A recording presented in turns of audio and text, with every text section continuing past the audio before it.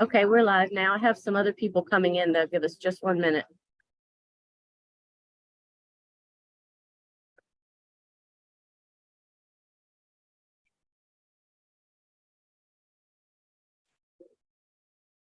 Okay, we're ready whenever you are, Chair Clark. Awesome. Good afternoon, everyone. We're calling the February 13th CVTA TAC meeting to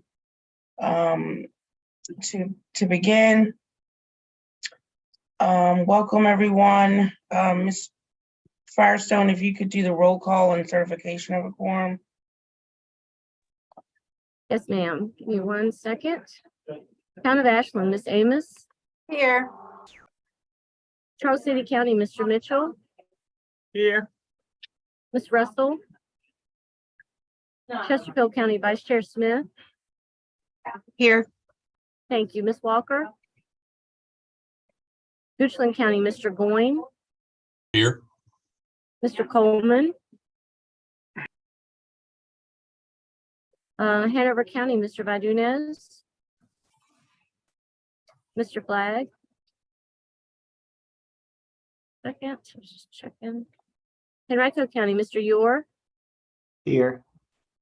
Miss Meidler. New Kent County, Miss Inman. Miss Inman, I know we do have you present, so I'll mark you as being present. I just didn't hear your response. Miss Ledoux. Powhatan County, Mr. Shardine. City of Richmond, Chair Clark. Here. ERPT, Ms. Javinsky. Here. Mr. Wagner. VDOT, Mr. Totten. Here. Thank you, Mr. Riblett. Here. Ms. McAdory. Virginia Port Authority, Ms. Nelson. GRTC, Ms. Torres. Ms. Sink. Here. Thank you. And RMTA, Ms. Dean. That concludes the roll call for attendance, and we do have a quorum. Thank you. As we move to item 3, are there any considerations of amendments to the agenda?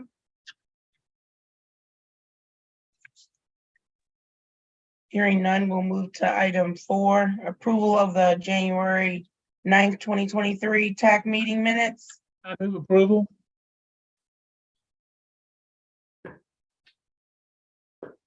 Do we have a second?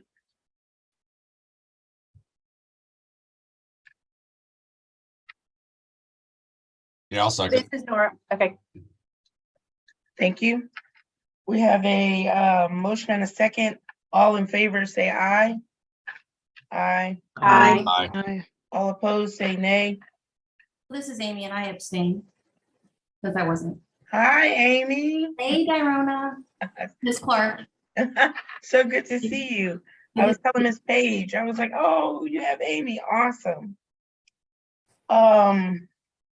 So good to see you. So everybody, we're gonna welcome Amy Inman, our new Kent representative to the TAC. I'm sure a lot of you on here know her. So if you can, hit her in the chat or just give her a warm welcome back to the Richmond region.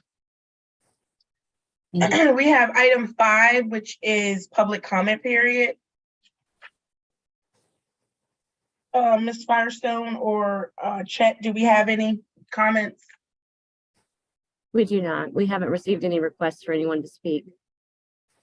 Awesome. Hearing none.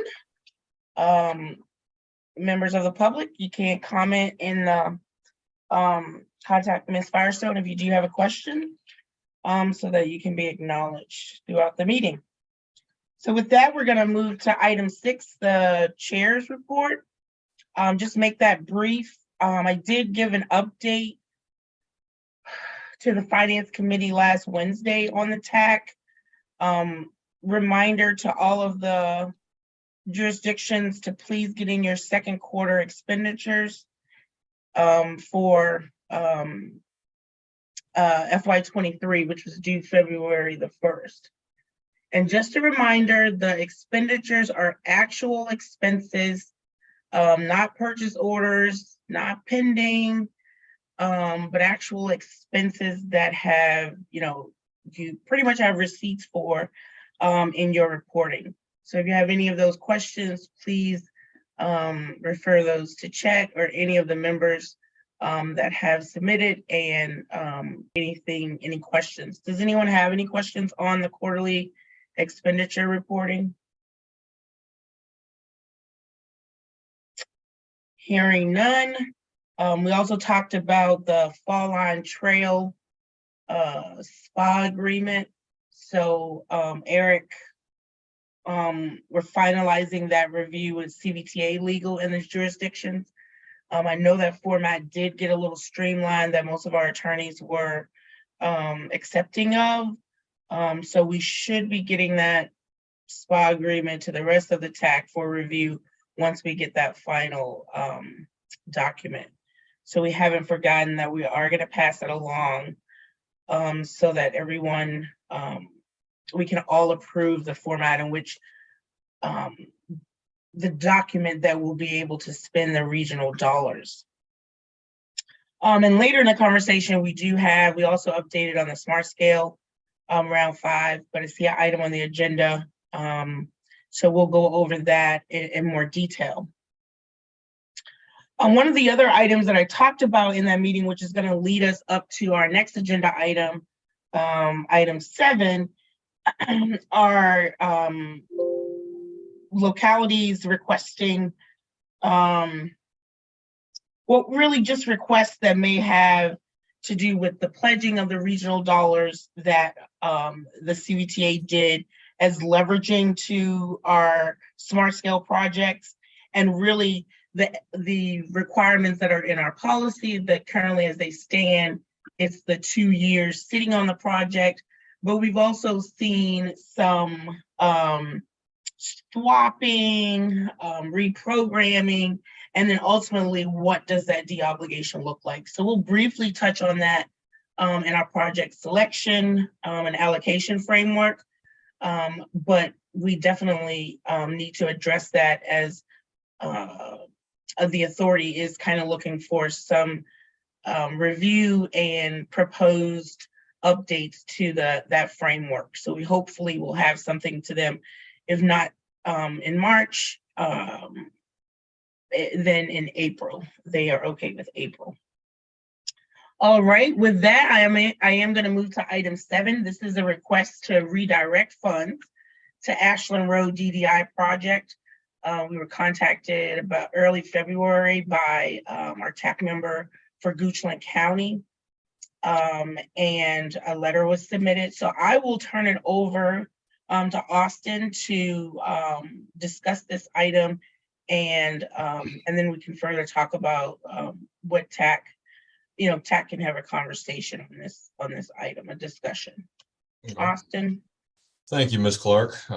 So this is a similar request to that which was made in the summer for the Ashland Road project. Previous request was officially approved in October of 2022 by the full authority to move about just shy of $17 million from a Route 288 project to the Ashland Road DDI. This request is along the same lines. It's just a lot smaller figure. It's $4.37 million. This request was not a part of that original request in September and October due to this 4.37 being tied to a TPO smart scale application. Since that smart scale application was unsuccessful, Goochland does request that 4.3 million be moved to the Ashland Road project, because that project is our county's #1 transportation priority. And now that we did have an unsuccessful smart scale application for that project, we have had discussions with VDOT and some other folks that the cost was a big part of that unsuccessful application. So moving this money will help us as we move forward to explore other funding opportunities. We're just really trying to exhaust any and all avenues to fully fund this project. So that's our request. Okay, thank you, Austin. So I am going to open the floor up for discussion. I'm not sure if I see any hands. Let me see if I can get mine. All right, I don't see any hands up right away. So does anyone want to start the discussion? I can if no one else wants to. So I'll start the discussion. So ultimately, I think that somewhat of this conversation really becomes, I think it's definitely a request for the authority to make. But when it comes to, I guess I've been using this word pledge dollars. So ultimately those dollars were pledged for Goochland, for the TPO to submit a smart scale application. And currently the framework says, a locality can say, I want to keep it on that project another 2 years, or I want to deobligate the funds back to the coffer. So I think that at the beginning in October, when the first decision was made on this similar request, it was really to give Goochland that chance to get the smart scale dollars and really, provide those leveraging dollars.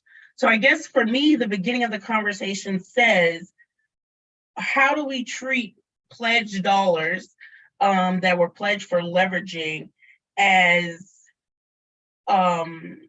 becoming somewhat at the locality's discretion? And I say at the discretion, I mean, we can say at a locality on another project. We're not saying they're just putting it on something that hasn't been screened by the regional, by the body, but really just, the discretionary taking pledge money and saying, hey, this is my money and I want to put it on another project. It goes the same way if those same designated funds in that 2-year time period are, hey, we want to start design on that. So ultimately, you're still kind of keeping a bit of that pledge money because you'll start design within in the next, before the next smart scale round comes up to maybe even enhance its chances better. So again, just really trying to give some good. I have a hand up by Barb. I was trying to say as much as I could to drive this conversation. So Barb, I'll hand it over to you. Thanks, Dorona. Is the 4.37 money that was assigned to Goochland in round 1 with the Fall Line Trail projects? No, that 4.37 was assigned in this latest round of CVTA allocation. Oh, I was kind of hoping it was that first round. Now, the first round, we only got 2.1 or so to the DDI, actually. So our main project. So you put all of that first round money on the DDI. Correct. Yeah. Shoot. I thought that was going to be my easy out. Yeah, I thought it was that money too. Nora? Okay, I have double screens here, so I can try to, I've read your letter, Austin, and I apologize. I just would like, can you just lay it out for me? So is there any more money on SB 288? And is that different than the auxiliary line that we Yes. changed the money from last year? Yes. Can you explain that to me? Yep. I'm sorry. Yep. So there's 3 projects in Goochland that have currently been identified through the STAR study on Route 288. One of them is the southbound auxiliary lane that the money was redirected from in October of last year. There are 2 hard shoulder running lane projects. One of them was a successful smart scale application by VDOT, I believe. That is northbound 288. That was to the tune, it was successful to the tune of, I think, 30-something million. And that actually came before us. We had to approve, I think, 8 million of regional funds to that project. This southbound hard shoulder running lane project it's in the opposite direction, obviously, from the northbound, but it is a longer project. So I think it was north of $50 million was the smart scale estimate. And the 4.37 was the only money leveraged for that application. So it kind of led to it being unsuccessful just from a sheer cost standpoint. And that 4.37 that you just spoke of is CVTA regional money? Correct. Okay. I don't know who wants to answer this question. So when is the next round for CVTA regional funds? We're thinking September Yeah. of this year, Nora, right, y'all? Right. Yes.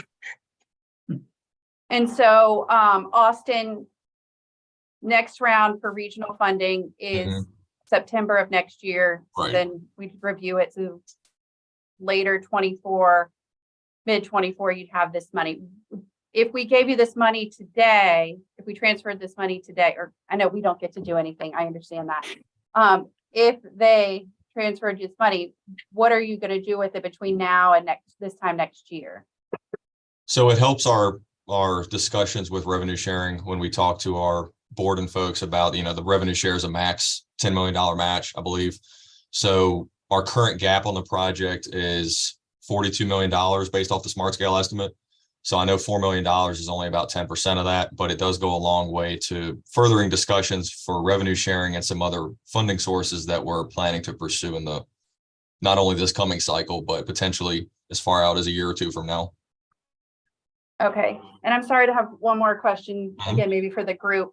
So we decided that we're doing CVTA regional applications every 2 years, the off year of smart scale. Is that correct?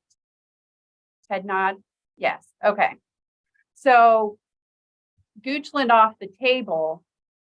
If I have a project mid-cycle in the 2 years, do we have a policy for reviewing my request for my needs?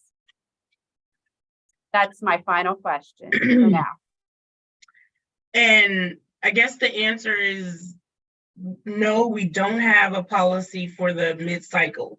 We talked about the mid-cycle process, but we never went further to state that we would entertain a mid-cycle process. And so you really have just the one cycle.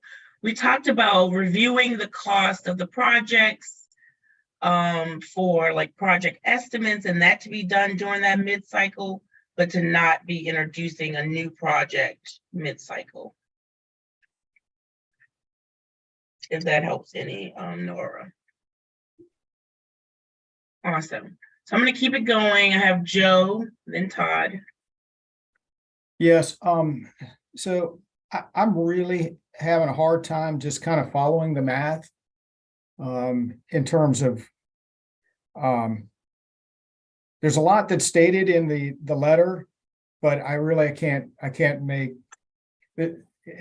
Don't take this the wrong way, but I'm just struggling kind of making sense of it. In other words, I think I would prefer to see, this is the cost estimate.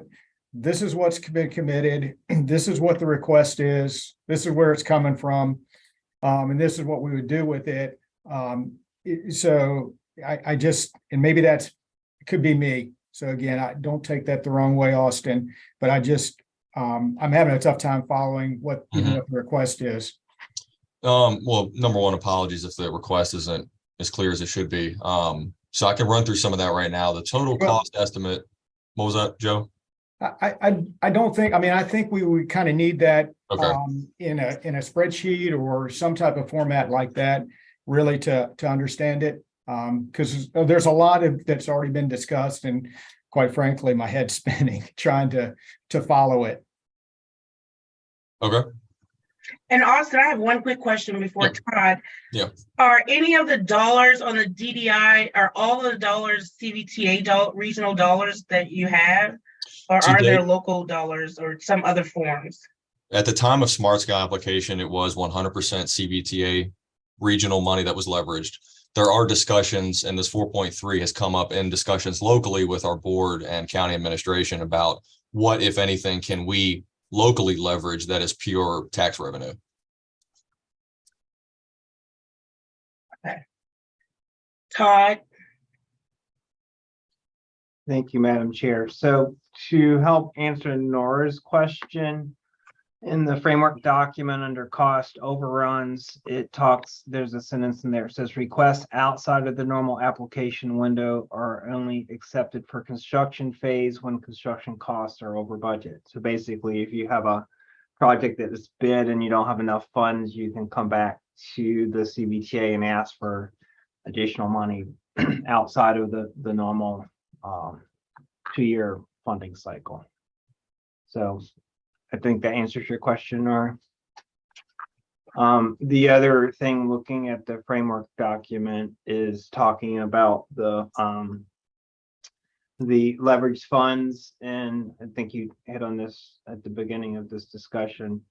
The RONA talks about if the sponsor does not request a swap, talking about if actually backing up, if the project sponsor is unsuccessful in obtaining additional funds to complete the project, I'll leverage smart scale, the sponsor may request a single funding swap to move the allocation to a later fiscal year within the 6-year program to allow more time to obtain the needed funding. That's talking about that specific project that was looking to leverage. If the sponsor does not request a swap, or if the project has already been postponed once, the project funds will be deallocated. By deallocated, I mean, I assume that means returned to the regional pot, which would set it up for another application cycle. And I have a quick question on that, Todd. Yeah, thanks for that. Underline, I'm looking at it. I guess if you read that, the sponsor may request a single funding swap. And I know typically when we wrote that, that's to say the 30 million that Goochland has, they want to swap it from what, 27 to, I don't know, 29 is what we're talking about. And so would it be that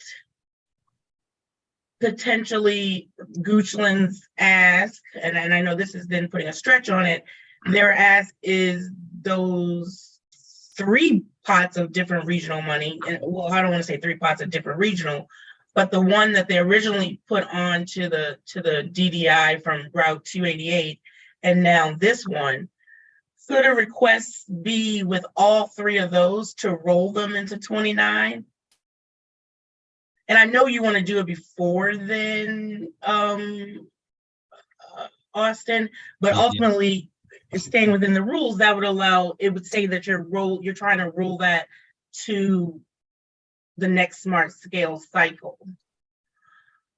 Even though I know ideally you may want to miss that cycle, and then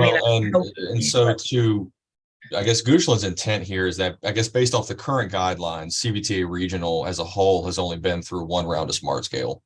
So it's not been through that second round as currently written, where funds start becoming up for grabs or start becoming deallocated. So it's our. Well, no, we have. I mean, we're at that point right now because of the outcome of the funding. We know people can go and potentially get something back on there that isn't rated. But I mean, right now we're at the early stages of the leveraging didn't work. Right, but I guess as currently written, doesn't that leverage dollar stay on for 2 cycles of smart scale? And we've only been through 1 as far as CVTA Regional is concerned. Is that right? Am I thinking about that right? Yeah, Madam Chair, if I could clarify. Yeah, but what's in the framework is that you have up to 2 rounds of smart scale to take the leverage money and utilize it to successfully get the balance of funding. So we're in the process of beginning to that first round. I mean, obviously the final awards for smart scale have not been done by the CTB. So what the framework says is that, okay, Goochland, you were not successful in getting the 288 project leverage this round. You can request a swap to push that money out 2 more years to try again for the next round of smart scale, keeping that money on that project, just pushing it to an out year. Or you can choose not to, and if you choose not to, or if it goes the second round doesn't get funded, then that money goes back to the regional pot. So that's and I think too is we understand, and I think this was explicitly said in the letter for last year's request, that our request doesn't necessarily fit black and white into the guidelines, and it's very understood. I think the intent here now is, and we may not be the only one to come forward with this. I don't know what the future months hold with smart scale as the process of smart scale unfolds, but now there's, I'll say, precedent for the swap that was done last time outside the boundary of the current guidelines. So Goochland's intent is to kind of follow that precedent forward and move a smaller amount of money to the same project. Yeah, and Austin, sorry to giggle. I was just thinking that, you've set your own precedent, Oh, I I know. must say. And number two, I think one was, at least for me, was this is an opportunity to leverage money. Right. Otherwise they wouldn't be able to do. So now we're on the other end of it, Right. that it didn't win, and now the request. So to me, the request is different. Okay. So I just wanted to in my mind, it's Mhm. different. So that's why, we're listening carefully and talking through it. No, Barb and then Amy. Yeah, I don't like the word swap in our framework document because it's confusing to me, but it really is requesting to keep leveraging on the project, but pushing it out 2 years to match the next round of smart scale. So that's something we might want to reword as we're dealing with our parking lot items. Yeah. And it does seem like the way the process is written, it's pretty clear in this instance that, we can look at what we've leveraged and decide whether we want to go for another round of smart scale or not. And then, for this 288 continuous hard shoulder running project, if Goochland doesn't want to go the next round, they could apply for the money for the interchange right. in the fall. But I know you indicated that you're trying to get revenue sharing. Yeah, And so this swap has come, I won't say swap, this redirection of funds has come up in conversations with not only how much true local dollars can we add to the project. So like I said, the gap currently is $42 million. So while 4 million doesn't go a long way, it does aid in the conversations about how does our ask for revenue share look? What does the ask of our board look as far as true local dollars? So it has come up in the same conversations that we're having for other applications and other sources of money. yeah, and with revenue sharing, you can only get 20 million per Right. project. Right. So you're still going to have about half the project funding Yep. to try to get from some other source. Yep, and I completely, and we're very aware of that.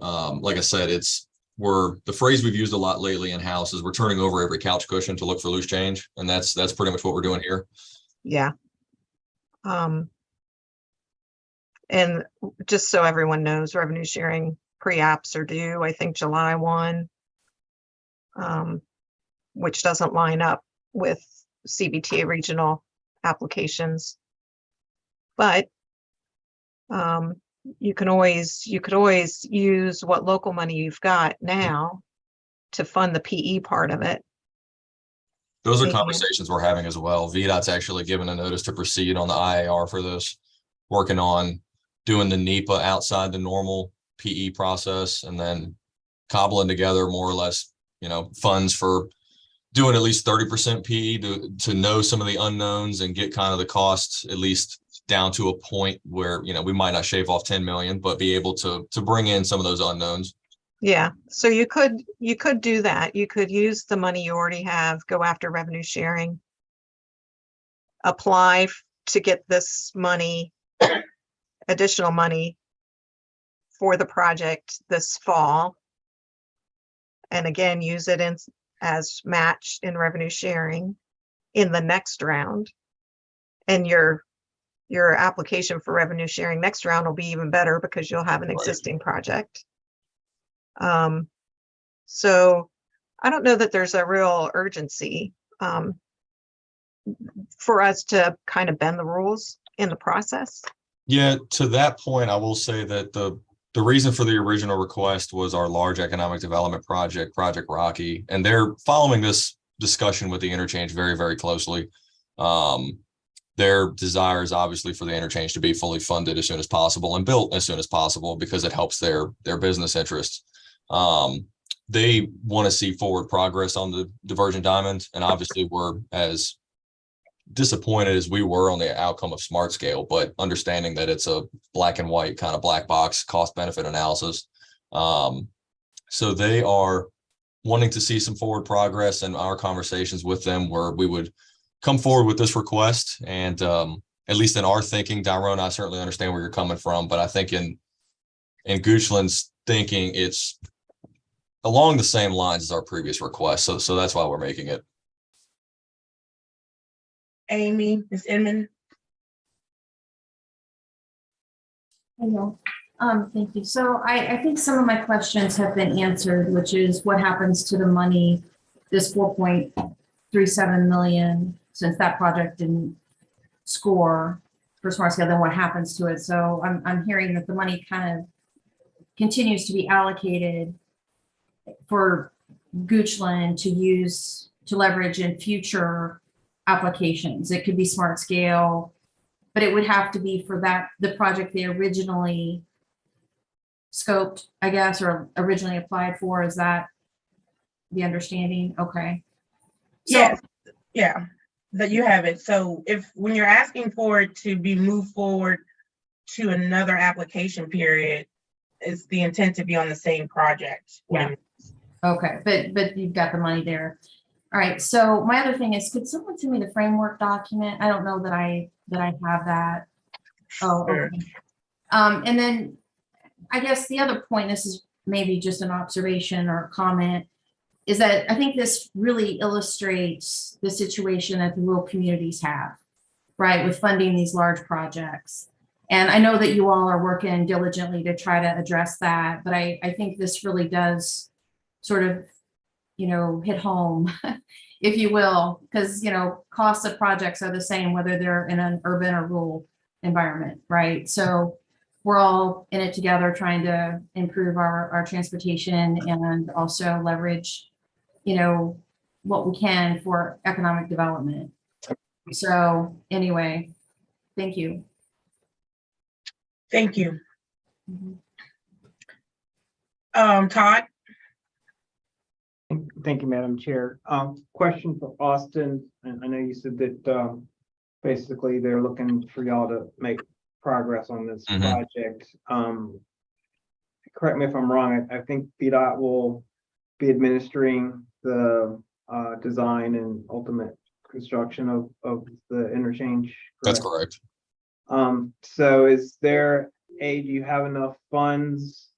And B, is VDOT willing at this point to begin the preliminary design and go through the NEPA process and all of the other initial steps to get the project moving forward without it being fully funded? So a few answers to that question. Truthfully, we're pursuing probably 4 or 5 different parallel paths to get this thing fully funded, obviously as soon as possible. One of them is this avenue where we're asking to reprogram some money and then pursue further funding. Another avenue, to your point, is working with VDOT to tee up, if we have to go down that path, pursuing all of PE now, whether it's local funds or we come at it from another angle. But VDOT has expressed willingness to work with us on if we come to them with $5 or so million, which is what the Smart Scale estimate was for PE, then we would pursue that 100%. So we are pursuing any and all avenues possible to not only show forward progress, but to get this project done in a relative short amount of time. So you have sufficient funds if once VDOT's comfortable to go ahead and fund PE, correct? We would potentially be able to locate those local dollars, yes. Okay. And I'm gonna go to Mark after this, but I had one quick question. So you're saying that, so why, and it's probably the programming and being fully funded or whatever the case may be, why some of the 30-some million that you have right now can't be used for this preliminary engineering? I guess that's something that we've talked about with VDOT, and maybe Mark was about to touch on this, but we may be coming to, I don't know what process that has to go through for a portion of that money to be spent now because the project's not fully funded. If there's some rules out there that prohibit that, or if we have to bifurcate the funds and, lop off $5 million from the 33, and then VDOT and CVTA enter to an agreement to spend that 5 million. So those are conversations we've had with VDOT. But that's a request that we've had conversations about, and it may be coming at a later date to the CVTA TAC. Yeah, no, I think it is. It definitely needs to be talked about with the number of projects in which localities had leveraging money that do want to start the engineering. I know Barb has talked about it, but they actually had an application in, so it becomes a little bit, different. But for those localities that say did not have an application in, and Chet, this is probably going a little bit towards you, like how do we address spending some of that leveraging money? Or, are we going to allow that for And that's those why that that request wasn't brought today. We wanted to start with this informational item, and then maybe to that discussion point, bring that, maybe it's next month or the month after. Okay, yeah, and I just think that it's a good conversation to have, because I think it'll help us get to the outcome for your request. Mark?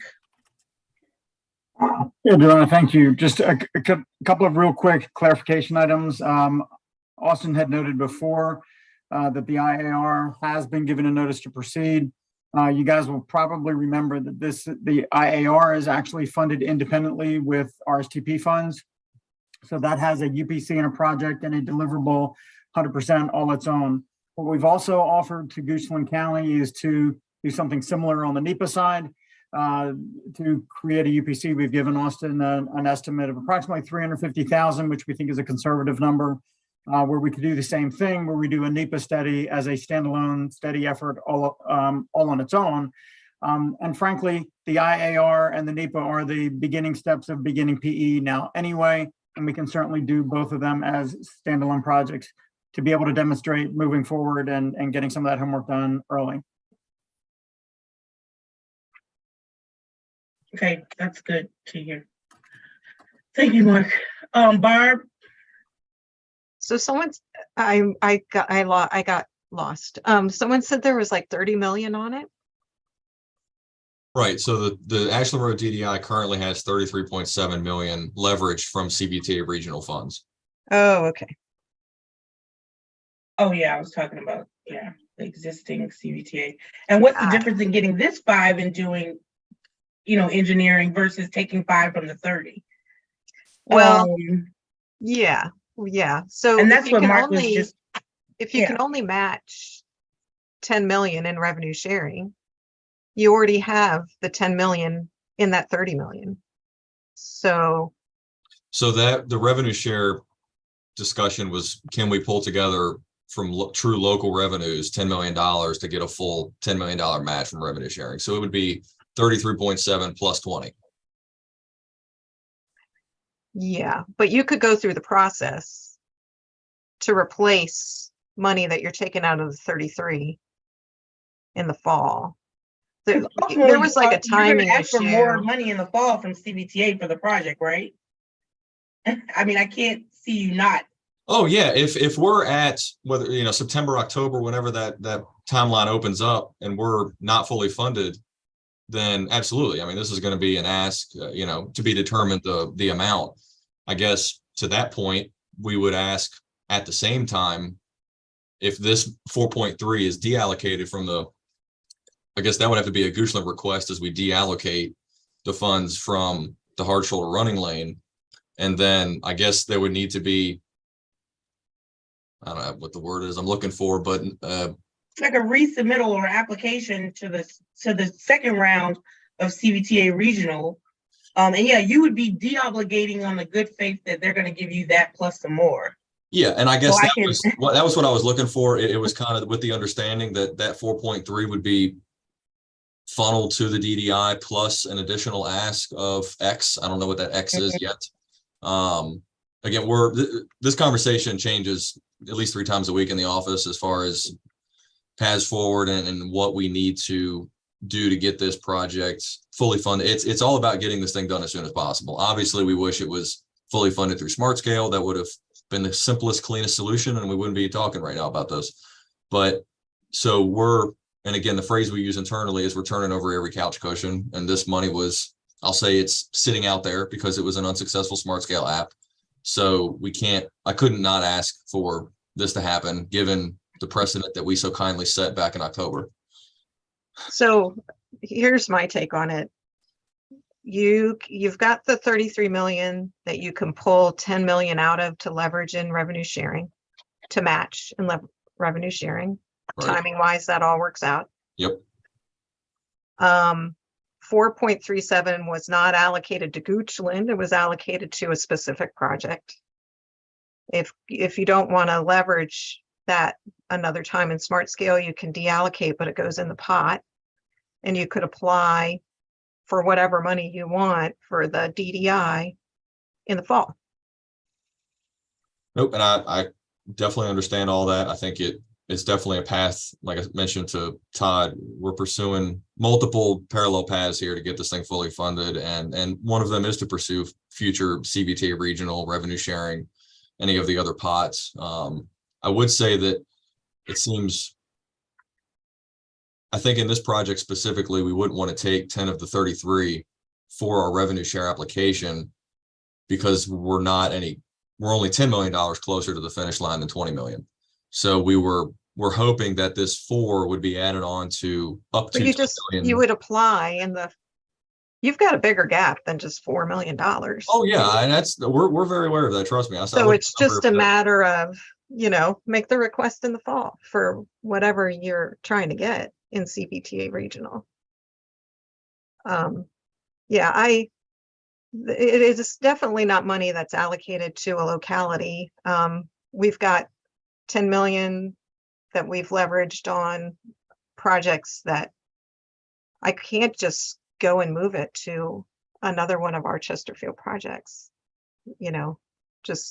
Anyway, that's my position. I don't think we can support this. I think that things are laying out in a nice way for you to go through the process, and you don't need to cut the corners. Thank you, Barb. Ms. Amos, and then Todd. So Austin, I can't support this for the same exact reasons that I couldn't in the fall. So I apologize again. I won't send you another apology email, but it's for the same reasons. And it's the word that you use. You just specifically said, I set a precedent in October. And that's what I didn't want to have happen, mainly because it's a smaller locality. You've set a precedent that Henrico or Chesterfield, they get money on one project, but then decide they want to move forward another project. And they're like, well, I have this money, so it was a precedent. Goochland did it, so now I'm going to do it. And then that really leaves us out.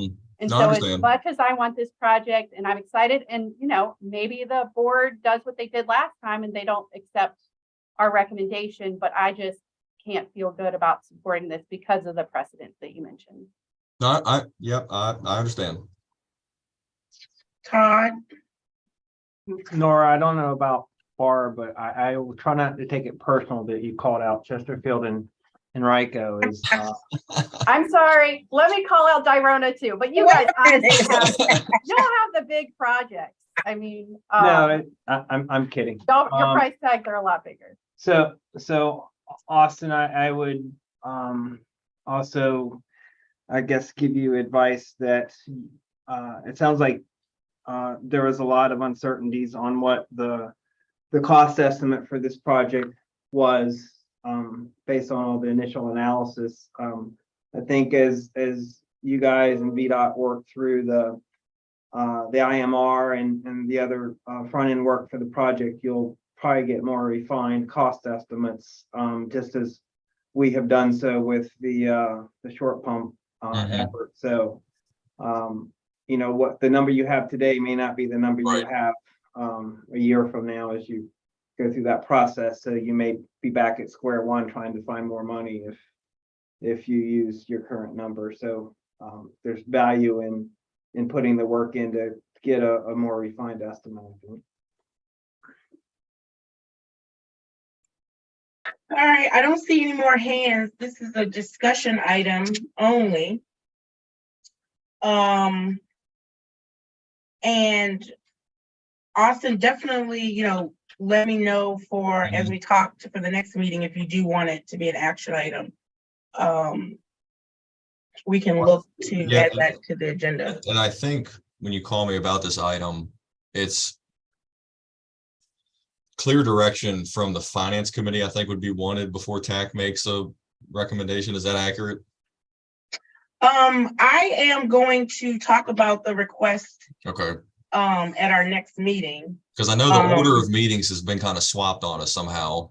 Yeah, we were just talking about that as well. So I think, and last time our request went to finance, I think really unbeknownst to us, all of a sudden, I think we found out the day before. So I don't know if the finance will take it upon themselves to discuss this as an actual agenda item, or if it should be brought to them as an agenda item, much like it was the last time. And then that was after TAC action, I believe.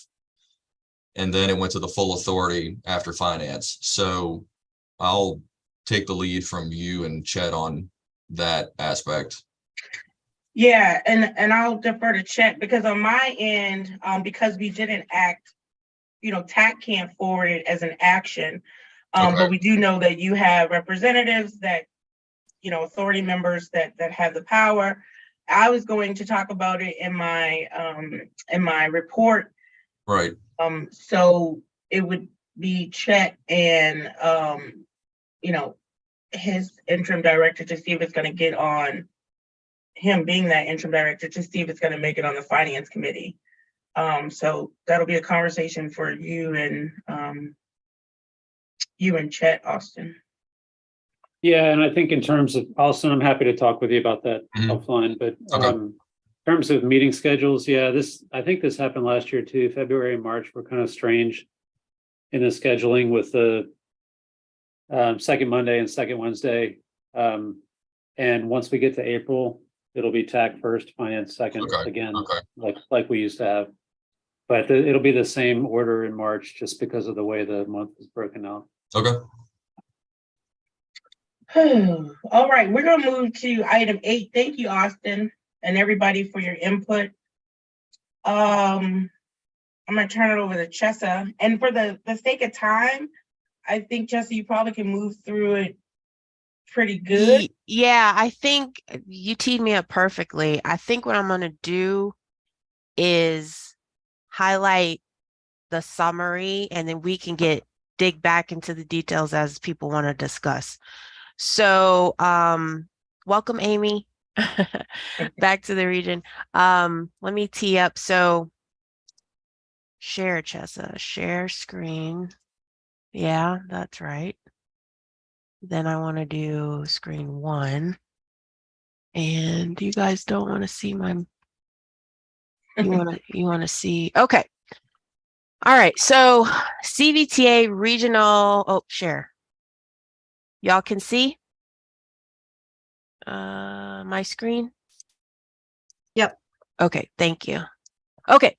Yep. So for the sake of time, I'm going to let's remind us where we left off. So TAC was considering, we went through a round of funding, and the group was trying to figure out, is there a way to modify or revise the eligibility requirements for the highway category. So for CVTA regional highway category, we worked over the course of a year to establish what eligibility rises to a regional project. And we landed on an arterial with at least 20,000 vehicles a day. So that's our current framework document. All projects that meet that are in. So there's concerns that some of the more rural parts of the region are not able to meet that threshold and is lacking opportunities to compete or apply for CVTA regional. So is there a way to create and revise the eligibility requirements for highway projects? And where we last left off was we had brought up what you see here, what we called a special, we were considering developing a special considerations category for any project did not meet current eligibility requirements. And we had kicked around what I show here is up to 7 categories that an applicant can make a case and create a narrative of why they think the project is regional and should be considered for funding. And we had discussed, okay, let's consider these 7 special considerations, and you need to meet more than one to be considered. And we had talked about, projects that are on a US route, it should be eligible primary. Is there economic development case, kind of like what Austin's trying to meet with Ashland Road? We had kicked around some sort of consideration that the project's going to benefit multiple jurisdictions in the region. Can you make a case that while you don't meet the volume threshold today, that in the next 20 years, you will have your growth will take you above that threshold? In the last 2 we had kicked around that needed some vetting were, if you were to look, and I have maps and things we could talk from in more detail, but we were going to see, if you look at the core ring, let's say around the Richmond region, is there a volume threshold outside of that core that would open it up a bit better to the more rural parts of the county? Is there some reduced ADT threshold that makes sense?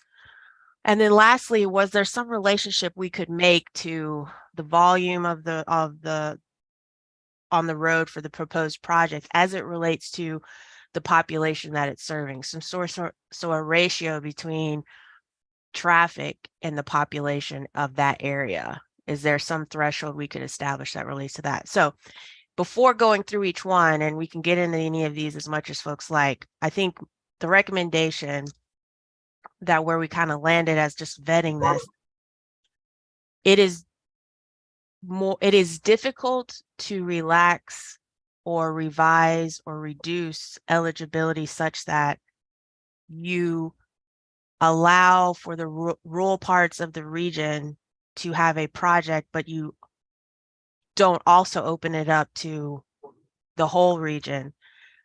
I may not be saying that if it's clear, but if we relax the volume, it won't just benefit the rurals.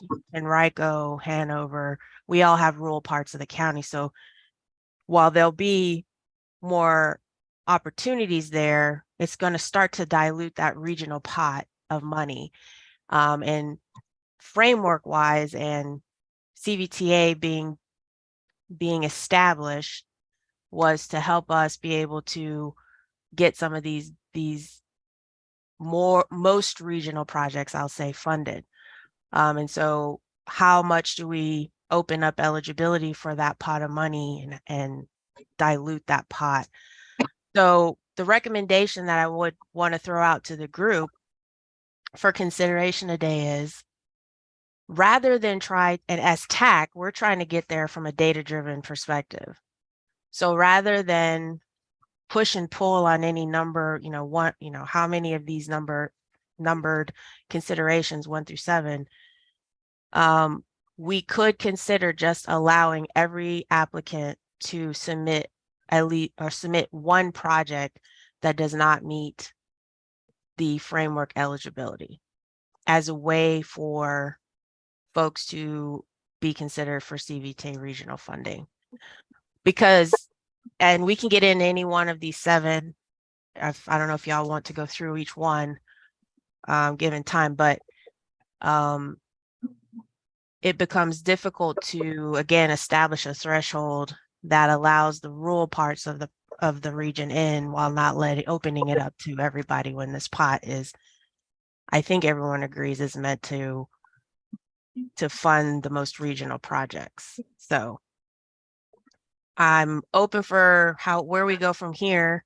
I would make a suggestion that in your categories in 5 and 6 there, that you might consider doing something like a level of service, current versus projected level of service. So if your level of service is going to go down over the 20-year period, then that would be a criteria that you could get into that would be a better way to address 5 and 6 in your list there. And I'll wait Mr. to see what Mitchell, everybody else says. this is Diana. I think, point of clarity that Chessa was saying that maybe we don't have any special considerations, so none of 1 through 7, and a locality can have ISTAR determined priority projects in which they can submit whether or not these considerations are met or not. Right. Okay, I just wanted to clarify that. Barb and then Austin. I feel like I lost my train of thought. Sorry. By allowing every applicant to submit a project that doesn't meet the current thresholds in the framework document, I think the applicants are going to be, in essence, kind of dealing with these special considerations on their own informally, because you're going to want to submit a project that's as competitive as possible. So you're still going to be telling the story about volume increases or an economic development, or level of service change, in, as you're submitting projects and trying to get support for them. But yeah, it was really hard to make something data driven.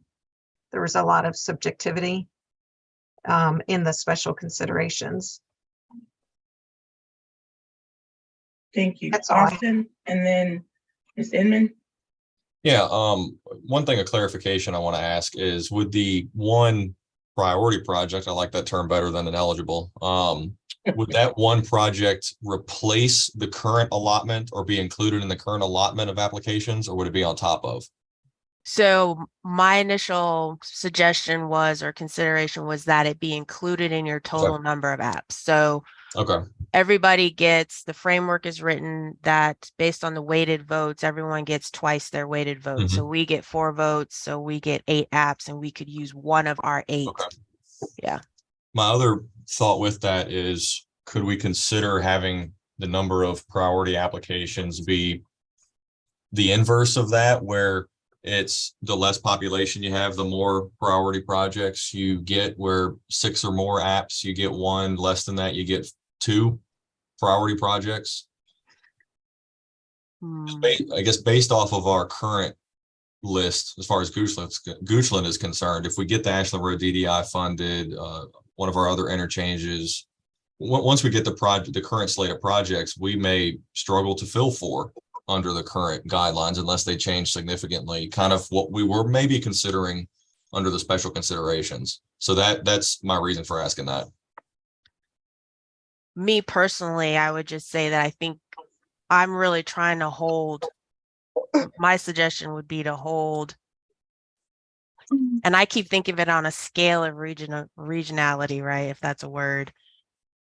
Projects that are more regional than less regional. And if we continue to dilute the smaller, allowing more of those in, and those dollars, just come off. I vote to limit it to 1, is just my personal. It was just something I was thinking of. Yeah, it's an interesting, I'll be quiet and see what, a lot of hands raised. Amy. Great, thanks. Thank you. So I guess my question is then, how would these priority projects be scored? Would they be scored like all of the other projects? If so, then they're not going to score well, right? So we know the chances of our projects that won't compete anyway, even if they're a priority project, unless they're scored differently, maybe scored with against other priority projects, maybe, then they're not gonna score, right? I mean, we're not gonna get the money. So I just would wonder how the scoring or the evaluation of these priority projects would be. And I guess in our case, if we only are allowed 1, then we would have 1 application, because we're probably not going to have an application that's going to meet the traditional criteria, right? So that automatically puts you know, a rural locality such as New Kent in a disadvantage, right? And granted, maybe we're a little different. I can't speak for the other rural localities, but I mean, we have a lot of rural rustic roads that need help, and our little $60,000, you know, of maintenance money that VDOT has allocated to help us out doesn't go very far, right? And we have crumbling roads. So how, you know, yes, we get our 50%, but we're also now donating 50% to the regional pot that we're not really able to compete for. So I understand it's really 35 since 15 goes to GRTC, and I really do believe that we'll probably benefit from the 15%, but the 35% that's going to the regional pot, I don't know, right? So I understand it's still a small amount, but for a rural locality, it's a lot of money. Yeah, and that's a good point, Amy. And I think that the authority members have been very conscious of that. Two examples, Goochland and the 30+ million allocation of the regional funds, and New Kent 100 million for the 64. And so clearly the smaller localities can get large chunks of the regional money if the projects are regional in nature. And so the only thing that we, it's going to take a give and take. So just like, you know, 100 million was given to New Kent, the first round, you know, it may not be that you get another 100 million the second round, but we do want you to be able to have projects to submit for the rounds. Yeah. So this is the conversation that we're having, and trying to see, outside of two separate scoring criteria for rural and urban, what can we do for the eligibility? And so that's this conversation. So thank you for that input. Okay. Well, if I can just follow up on that. So I guess the 64 widening was an anomaly, right? And so that was a project that VDOT had advanced. So that probably isn't going to occur for New Kent ever again, right? So the majority of our local projects that we would advance would never fall into that category. So that's kind of a once in You have Ms. Page advocating for it. They might. I know, and she did a great job, and she's really successful. But I'm just saying that that's not a traditional application that we would be applying for. So, thank you. Thank you, Todd, and then Barb, and then Chet. Thank you, Madam Chair. So, yeah, I mean, I think the way to think of this is that we're trying to be collectively more inclusive in having projects that don't fit that hard and fast criteria that we initially established, without making it so lenient that at that point, to use Nora's example, Chesterfield and Henrico could submit 8 projects using some of these other special considerations, and still something in New Kent or Charles City or Powhatan or Goochland may get screened out. So this, in some respects, helps the rurals more than it does the large localities, because if we're collectively being limited to one project that's under special considerations, then that rule of one applies to Chesterfield and Henrico in the city just as it does to the rural. So it's basically allowing everyone to compete for the scoring. And to Amy's point, you know, maybe if it's a project on a rural road in New Kent, that it's not going to necessarily score well using the scoring mechanism we have, but basically it gives you skin in the game, with the understanding that the CVTA authority has the ability to fund projects anywhere off that list, just as the CTB does with Smart Scale, and if anything, more lenient as we've seen thus far, with more consideration to making sure the rurals get their fair share. So I think basically this kind of follows the rule of, you know, if you don't play, you don't win. This allows you to at least play and have a chance of winning for the kind of these one-off projects. Thank you. Barb?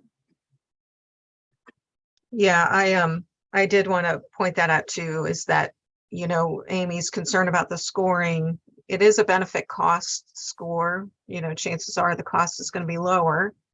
But it is the CVTA's prerogative to fund what they want. We're required to do the scoring, consider cost, benefit cost in the process, but you know, it really gets down to what CVTA wants to do. And so far they've been demonstrating a desire to kind of spread the wealth. Thinking about the being able to submit more than one priority project for the rurals. I don't think I would want to support that either. This round of Smart Scale really demonstrated that we've got a lot of work to do to be effective in getting Smart Scale money. So the CVTA was, in my mind, formed to try to get some of our large regional projects funded. And this round, we didn't do so great. We've got a lot of high dollar regional projects that we need to get funded. And so I don't want to be in a position where we're kind of frittering away our money on a bunch of smaller, less regional projects. You know, we've said this frequently also, it's important to remember that our citizens aren't driving just on the roads within our boundary, they're driving in the region. You know, so our project on 288 is benefiting lots of people in lots of different counties, you know, and 64 is benefiting a lot of people in a lot of different counties. So we really have to work as a region and try to get outside thinking of our little boundaries.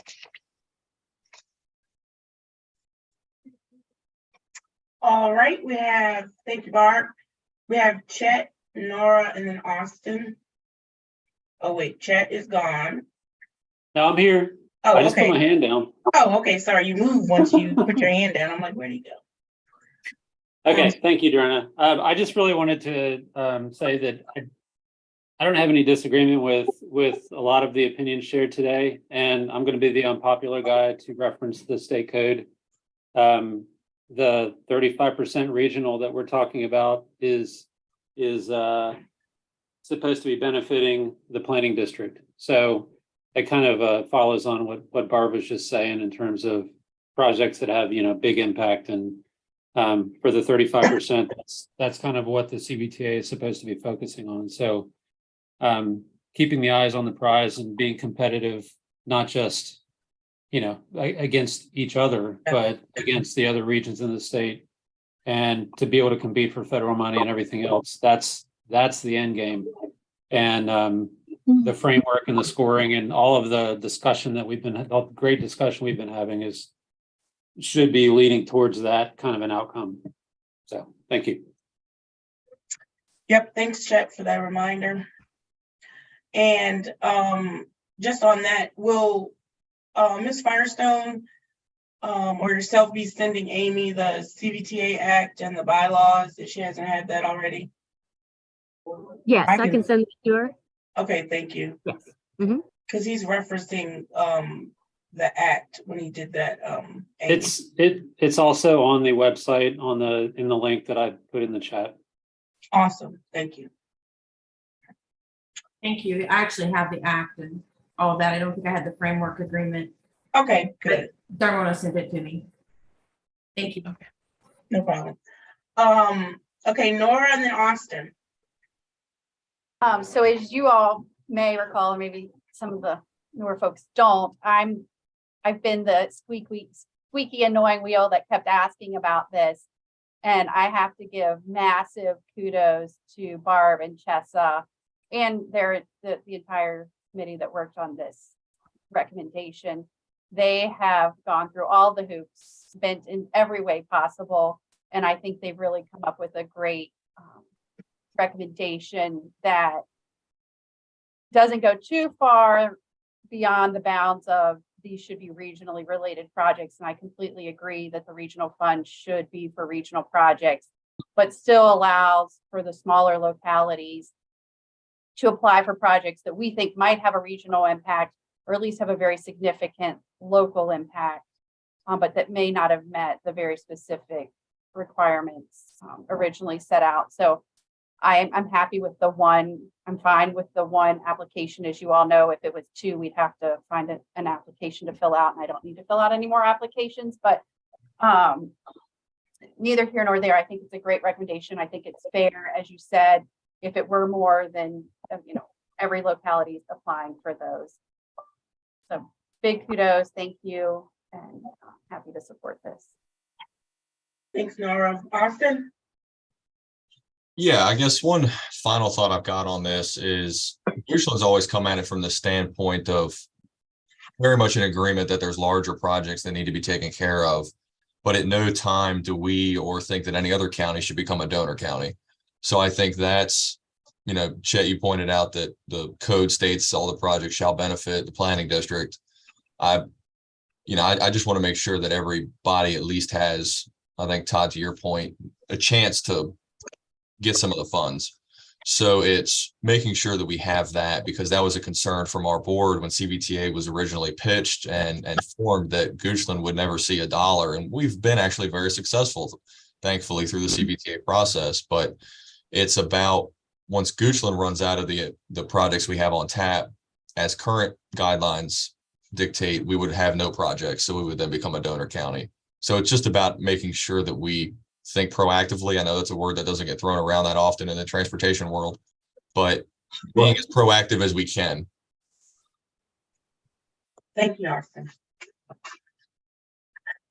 So this is great conversation. I guess for this item, I know we've been doing consensus. Do we want to talk through whether or not we're all in agreement on the one priority project? Because, and this is again in the highway, and I guess Chessa and Barb, is it the highway eligibility section only, or is it across the different modes? Highway only. Highway only. All right. Any other people? Miss Rhonda, do you have any thoughts on the one priority? Can you hear me? Yes, ma'am.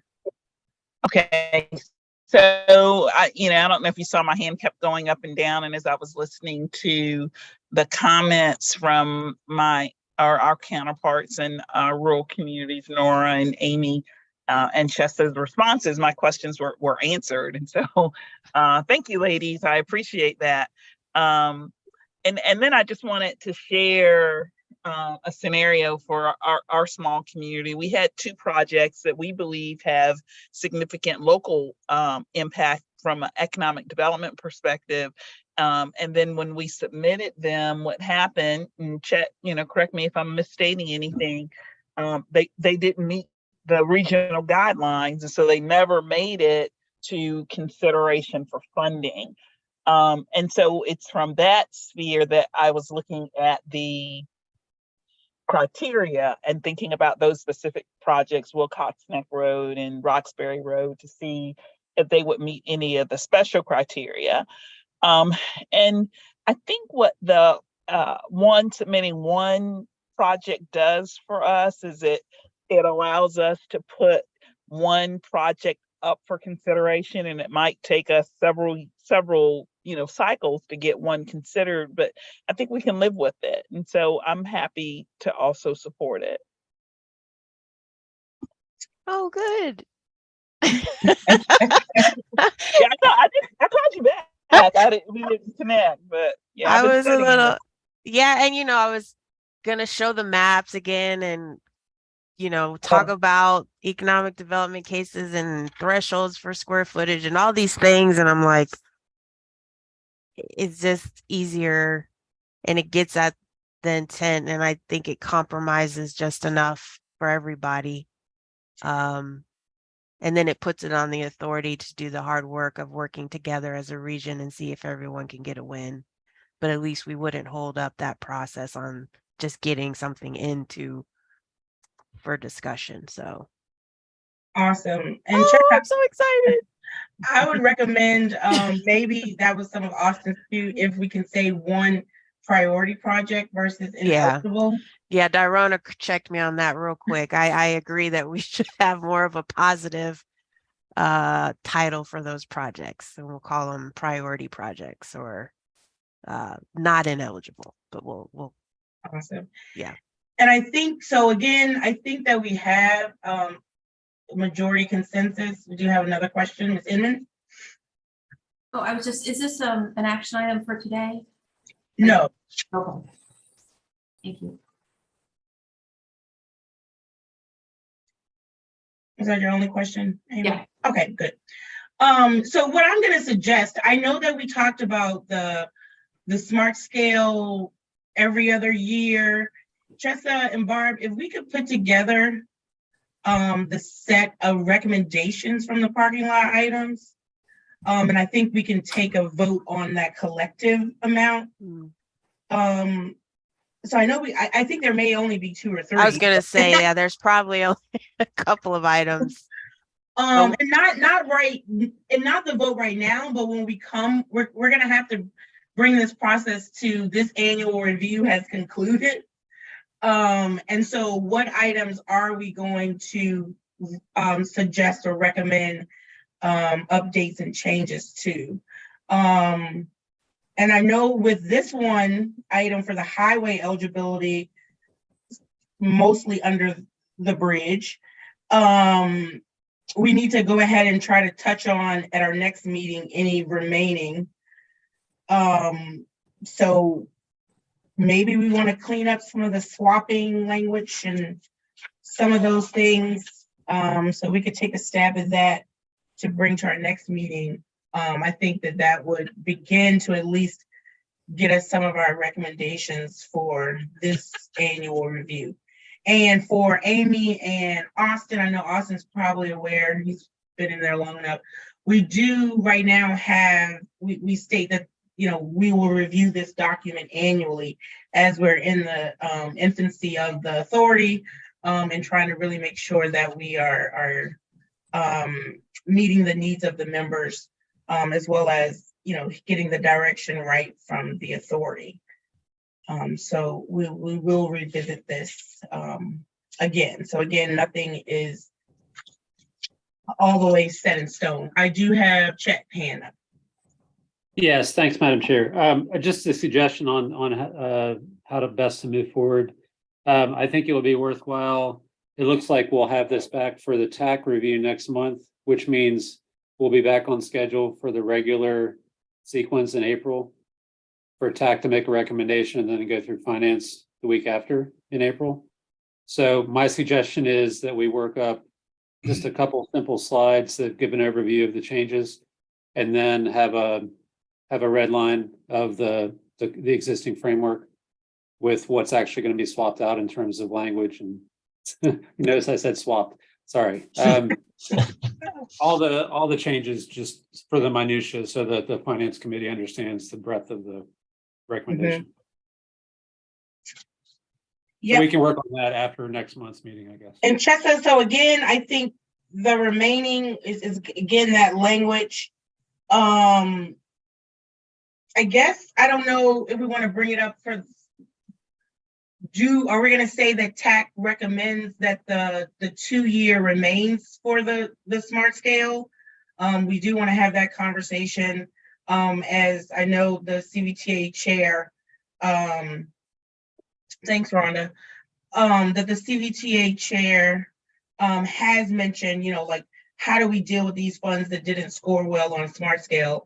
And just literally, if the majority of TAC is that, we put in the 2-year because that's what works, then again, I think that recommendation needs to be reiterated as a recommendation from TAC, whether or not, and then, of course, with the caveat, we can look at it next year. But I think at some point, the authority is going to want to have a better hand. I think we're going to maybe get away with it this round, but they're gonna want a better hand before they commit 30 million, and then that locality thinks it's their 30 million with it failing or not.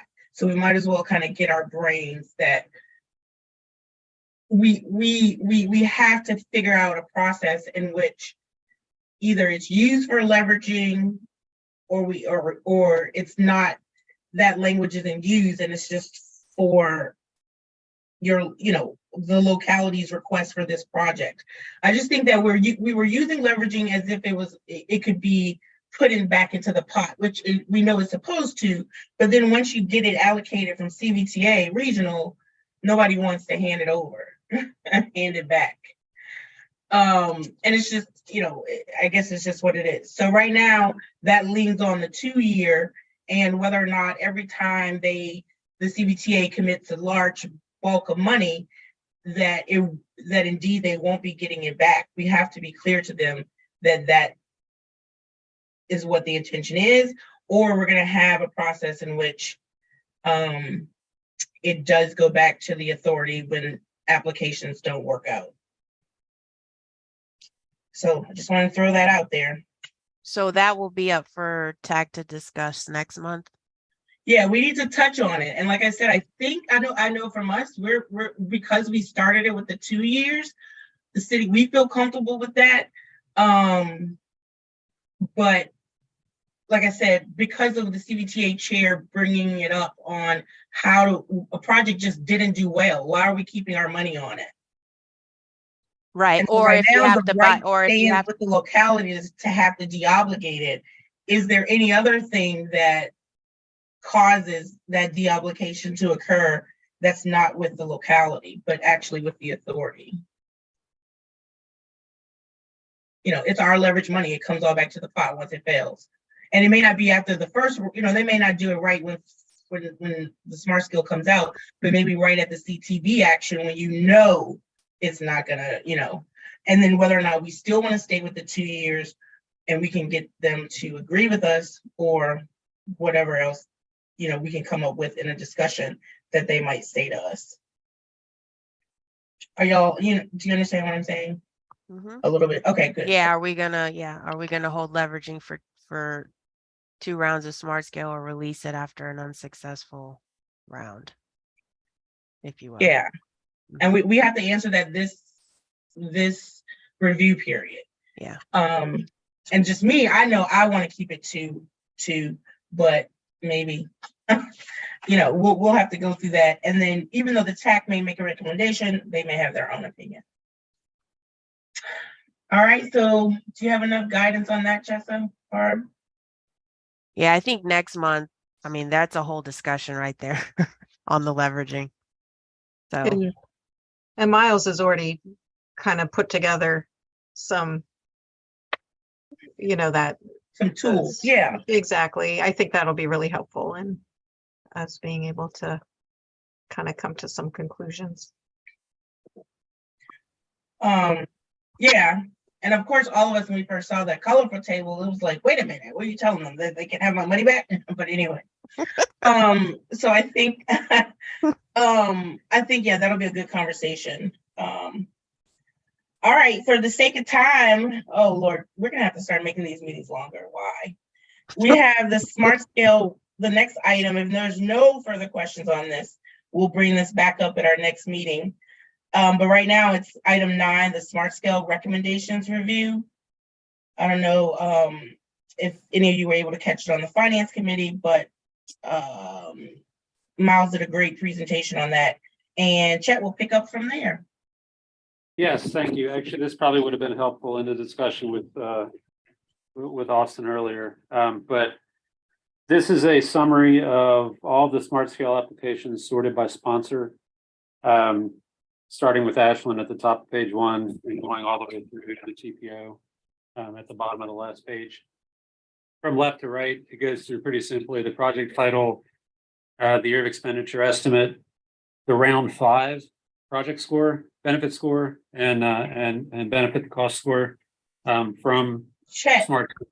I can't see your screen. I don't think anyone can. yeah. Okay, hold on a second.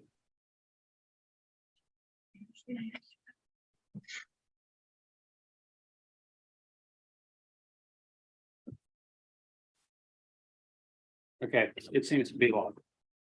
Can you still, oh, hold on. There you go. Oh, Oh, well, Never there. mind. Hang on, bear with me.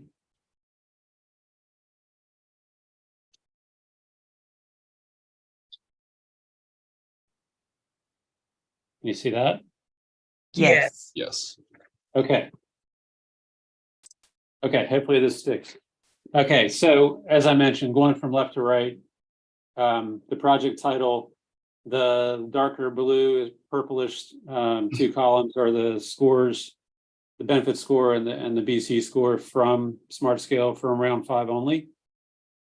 The next two blue columns, the first one is any CVTA regional funding that was leveraged for that particular project in the application. And then the total leverage against the project in the next column to the right. So the last three columns I think are the most important ones for this conversation. The first yellow column, additional leverage needed, is a calculation that is based on a few iterations of the round 5 scoring. This version is round 5 only. And what it does is it the steps that Miles used are summarized at the bottom of page 4. If you have that in your agenda, but it's basically 3 different steps. Identify the lowest score where sufficient funding remained in either district grant or high priority projects, as appropriate based on the staff scenario proposed. Using the project benefit score that was calculated, we calculated the Smart Scale request amount needed to get to that score. And then finally subtracting the actual leverage from the target leverage to determine any additional amounts that are needed.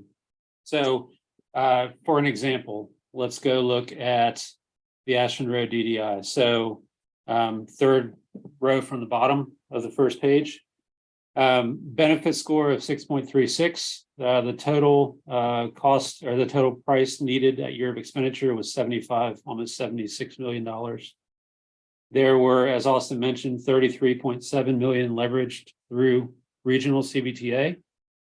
But based on the scoring and where projects were awarded this round 5, it was determined that there would need to be an additional 27, almost $28 million leveraged for it to get to the point where it met the criteria for a staff recommendation.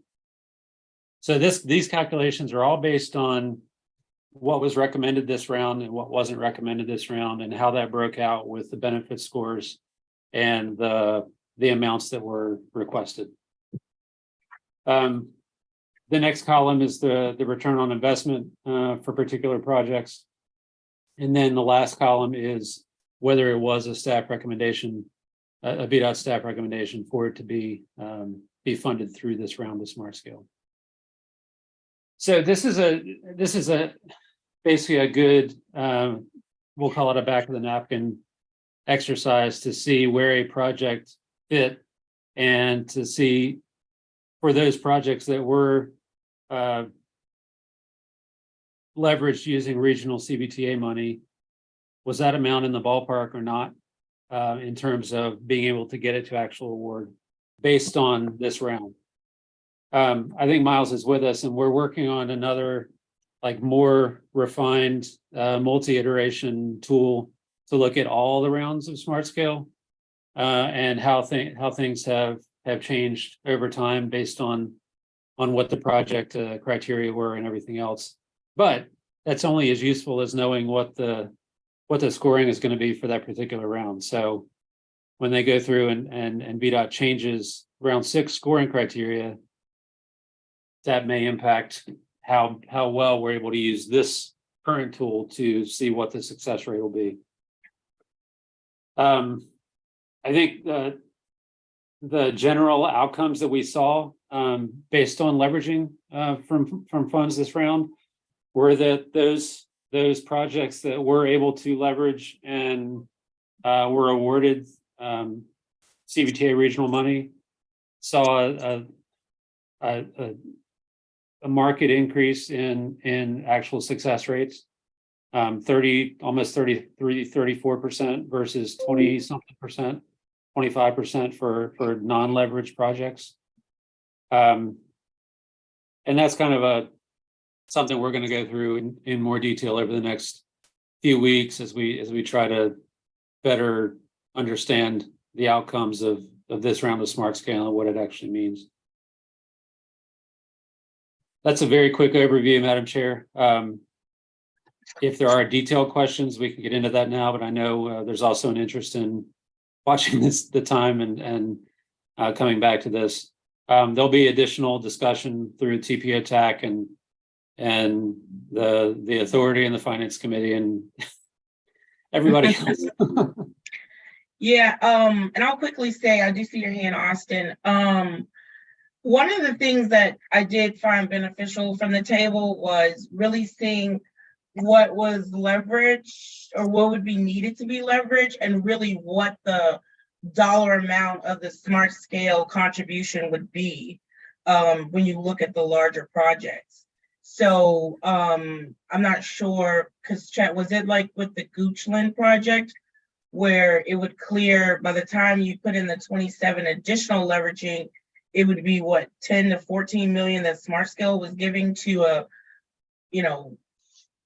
80 million, almost $80 million project.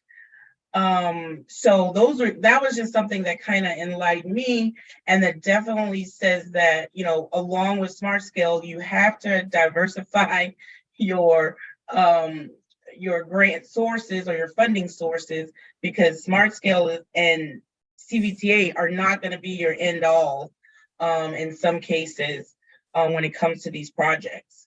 So I think that that's, again, the good point that Barb talks about with the revenue sharing.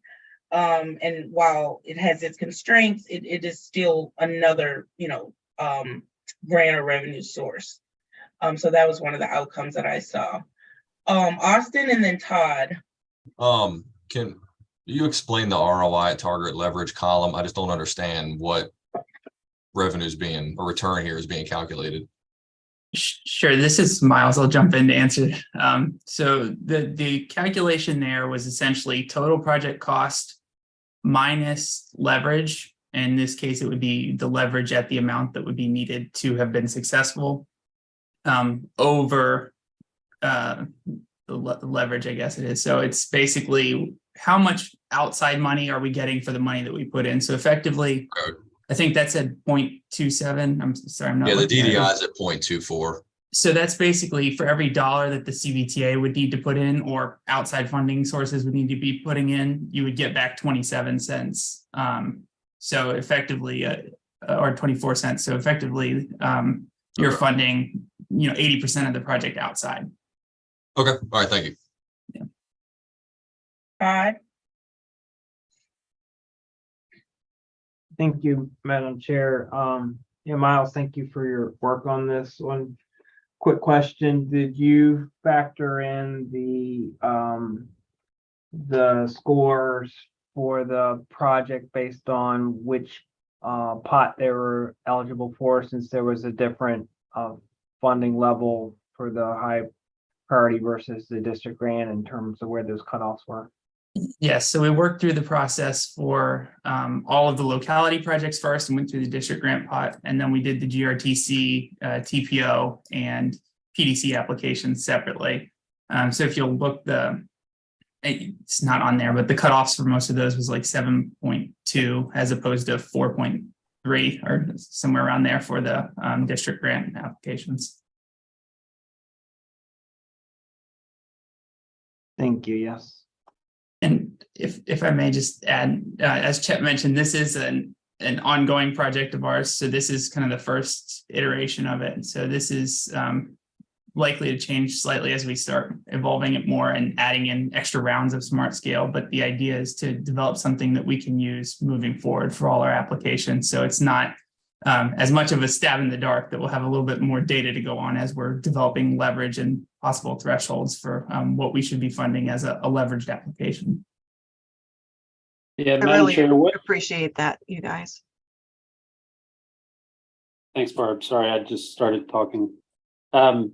The other interesting thing to take away from this is not so much kind of identifying big misses, to use that term, but near misses. So I think I made a mention this in the finance committee last week, but a project like the Brad McNear Green Tea, which is on the last page, it looks like there was only like a minuscule amount of leverage that would have gotten it to that threshold where it would have been competitive and could have gotten awarded an amount.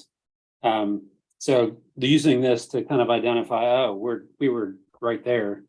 And if we had only thought about, trying to find a source for a little bit more funds, then that may help us be more successful the next time. Thanks, Chet. Chester and then Amy. Yeah, real quick, Miles, do you happen to have just the total of that additional leverage needed column, just as a region? Not off the top of my head. But we I can didn't know if pull you it. had this spreadsheet in front of you where you could just sum it up. I was just curious. That's okay. Not a big deal. I know, Chester, I've been trying to get Miles to send me that spreadsheet. We're gonna subpoena him. Amy. Hey, so, okay, I just have a quick question. So it looks like Plan RVA is sponsoring projects and the TPO are sponsoring projects, so how is that? How do we get those two? And I'll let them explain it, but that's, of course, those are the smart scale. So smart scale process allowed applications from the TPO as well as Plan RVA, but I'll let Chet and Miles explain the delineation of how that came about.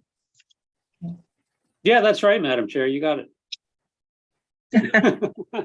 So the TPOs are, we figured out in this last round that planning districts also have the capability of submitting applications to represent the areas that are outside of the urbanized boundary.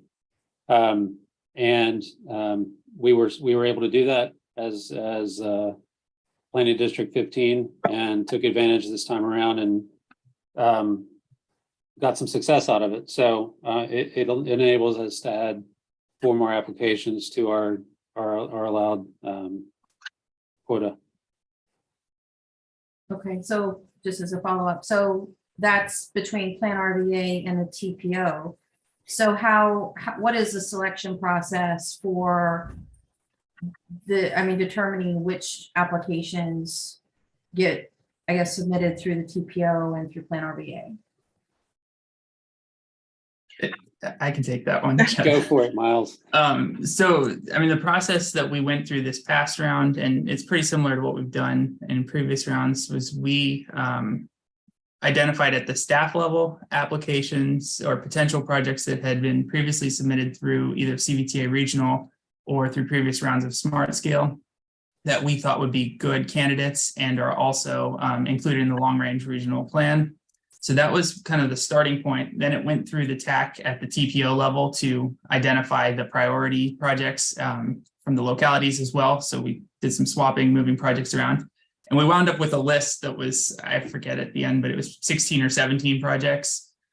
So essentially what we wound up with was a portion of those went through the TPO. The rest were recommended over to Plan RVA to consider. And then the PDC's board took action to approve those as applications as well. And then I think through the screening process, we narrowed it down to get additional pre-apps. So we screened out from our 12 down to the 10, and then from the 5 down to the 4 for the PDC. Okay, so is that part of this framework agreement, that the process that the TPO and Plan RVA goes through to identify those projects? Or is it? Framework agreement is for regionally significant CVTA regional funding. The PDC TPO is for smart scale applications. So that's the BDOT right criteria. Okay. So will there be guidelines then on what that process looks like going forward? I guess, Amy, the Depending on, I guess, a starting point are applications that New Kid have submitted for either funding to the TPO, or there's new projects that you will be submitting. No, excuse me, so just to stop, so you don't have to go down there, this isn't just about New Kent, I'm just wondering what is the process for selecting the projects that the TPO and Plan RVA advance, right? So it's not about New Kent, I'm just wondering what the process is. Is there a process in place for that? That's, I guess, what I was wondering. Is there a process in place? So I think the answer to that is it's a little more informal. So it's a conversation at the TPO TAC level, which provides a recommendation to the policy board. So it's really I think a staff and TAC coordinated process, which gets the priority list. So it's matching locality priorities along with the regionally identified priorities from the long range transportation plan. Okay. So in effect, some localities could have the potential to advance more than their allotted applications through this process. Yes. Got it. And Amy, just like for Richmond, we go after GRTC slots, we go after TPO spots. The port goes after any spot.